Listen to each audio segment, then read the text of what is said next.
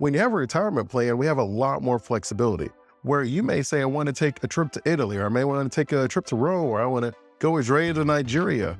If we take these trips, okay, if we set them out a year, 2 years ahead of time, that becomes a much simpler approach to managing these expensive trips.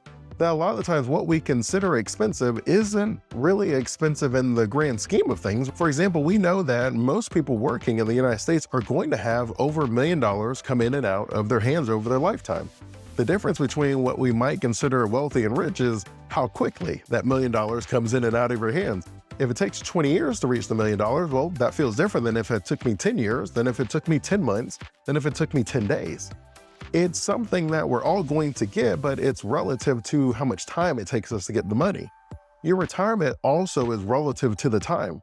We may be able to take that trip to Nigeria if we allocate money for 12 months. We may be able to take that trip to Nigeria if we allocate our money for 24 months.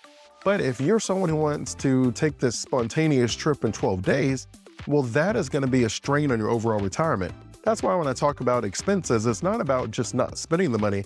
It's simply being more thoughtful about spending the money, having a more intentional approach that these are the goals that I have, and I'm going to spend my money in a smart way that ensures that I can accomplish all of my retirement dreams just in the right timeline.